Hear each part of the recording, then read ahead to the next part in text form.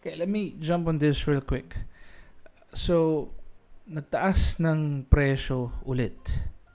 Hindi ko alam kung nakailang taas na ng presyo si PlayStation sa mga products nila.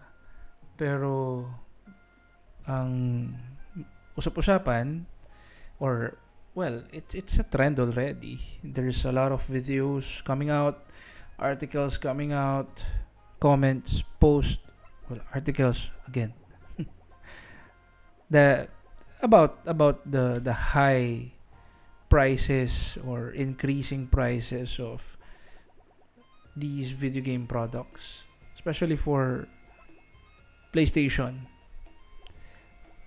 On the PlayStation blog, what I can see right now is that they're saying, like, because of the continued pressure in a global economic landscape, we've made a decision to increase the prices of PS5, PS5 Pro, and PlayStation Portal Remote Player globally.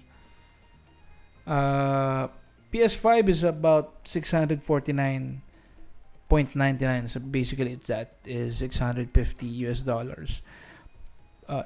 PS5 Digital Edition, that's $600. PS5 Pro, that's about $900 already. Converting it to Philippine peso, the digital edition, let's look at 500 US dollars. That's about 30,000. That's fine. That's because that's you cannot play disc or Blu-ray disc on that. That's just purely digital. And let's see how about the 650 one. Tama ba?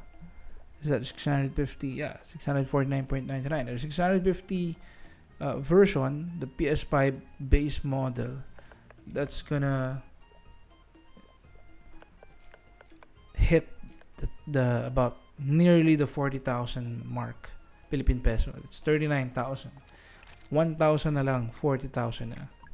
Then of course the 900, which is the PS5 Pro, it's about 54,000 already. At this point, the question is, do you still buy your PS5 or just buy your PC or just build your PC? Granted, at about 54,000, you are not getting the highest the most powerful PC out there. But still, that 54,000 is a decent PC that is most probably be performing the same way as the PlayStation that you're going to buy. Mas mas may extend mo pa. There's it's upgradable basically. Of course, there's that nuisance of, like, knowing the nitty gritty and being a bit technical as you are building up, upgrading, maintaining your PC compared to just playing in a console na plug and play. But then again, 900 for PS5 Pro, that's very high. It's almost 1,000. You're just about 100 pesos and you're at $1,000 already. 100, sorry, not 100 pesos. 100 US dollars here in the Philippines. It's about 5K plus or nearly 6K given the economic situation right now. So that means you're almost at the 60,000 mark.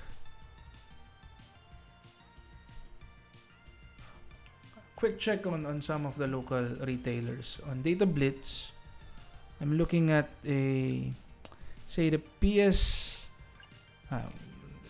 on the PS blog. They did not mention the PS5 Slim, but the PS5 Slim here is 30,790. Let me look at other SKUs here. For the PS5 Pro console digital version, digital, it's about 46,950. I don't think they. Let me check with Game One. Game One. Yeah, the Slim is 30,790. The Slim with two controllers is 33,990.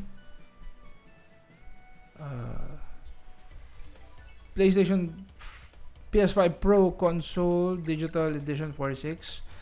I don't think they here in the Philippines, for at least for those products that are existing already, I don't think they uh, implemented the price change or the price hike yet. But of course, we need to expect that's gonna happen because uh, PlayStation already declared the price hike.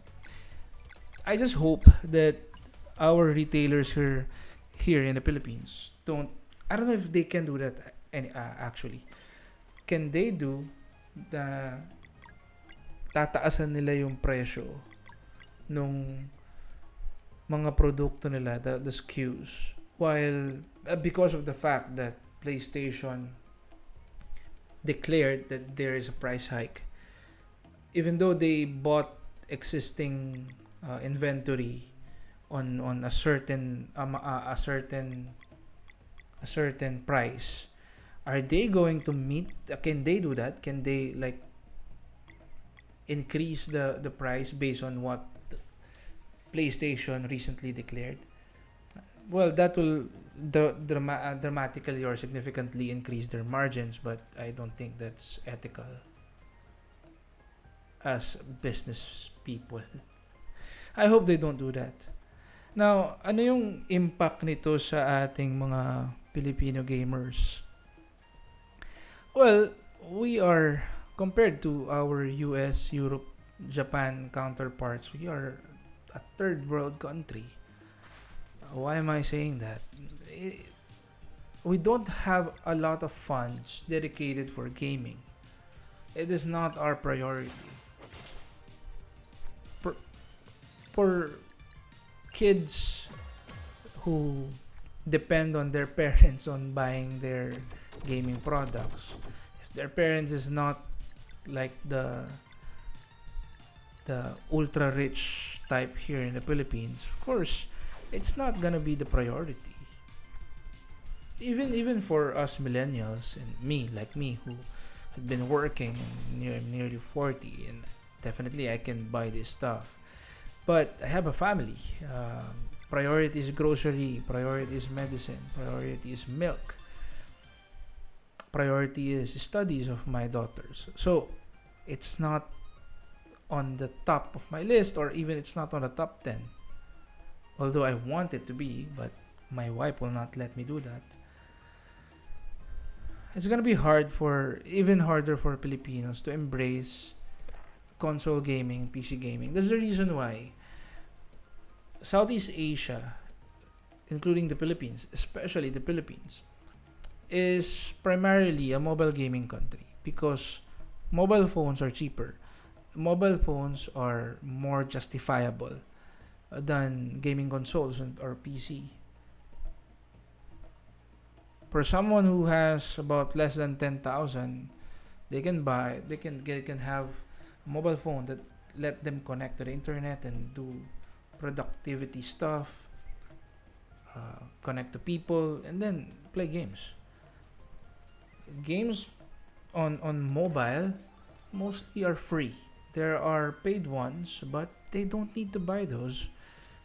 Mostly stick with those free gacha games that anyway are on the same caliber with some of the paid ones, like I forgot kasi hindi ko nilalaro eh. Star Rail, yeah, something like that. Clash of Clans, of course, Clash Royale.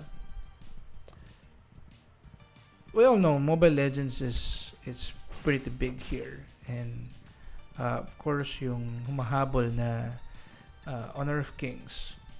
People tend to stay with those kinds of games. Number one, there's community. Number two, first of all, it's free, and you can play it on your cell phone, which is cheaper alternative for consoles and PCs. There's already a big community here. That's why. So with this soaring prices, now come on, PS5 is probably nearly 1,000 US dollars.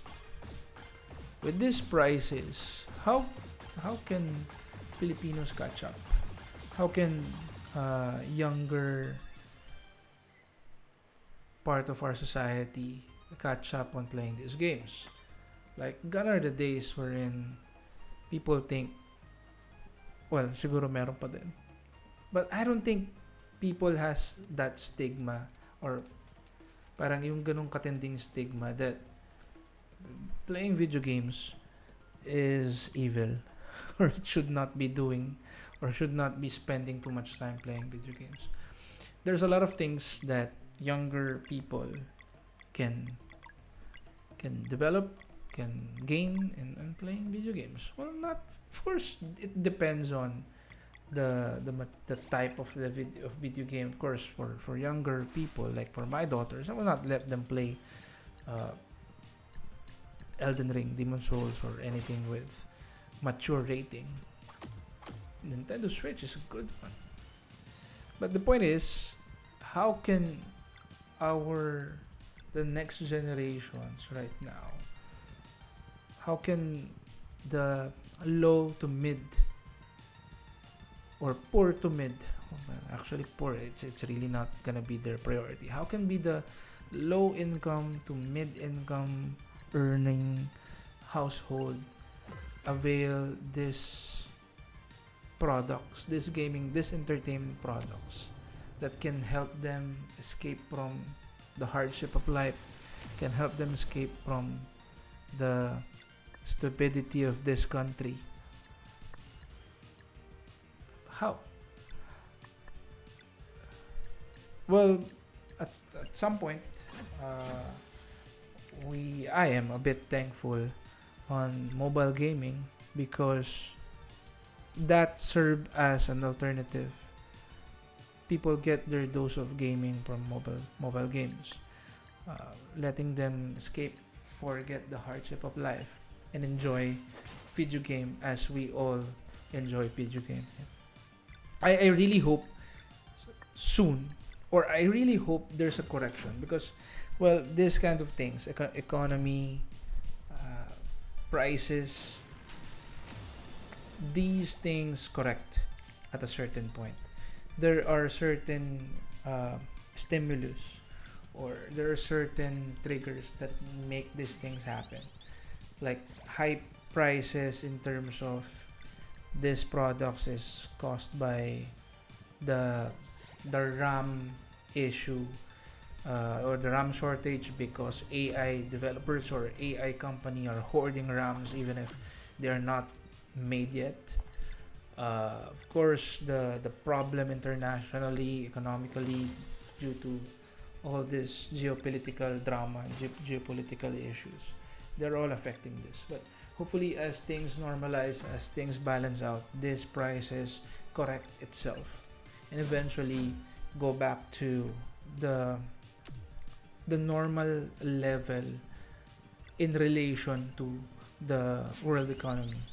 Something that also can help third world country players like Philippines, third world country video game players like here in the Philippines to afford and avail these kinds of things, these kinds of entertainment. Yeah. Okay, with that, like that's a simple thought, just a quick thought based on what I'm seeing right now online. Thanks. Talk to you again.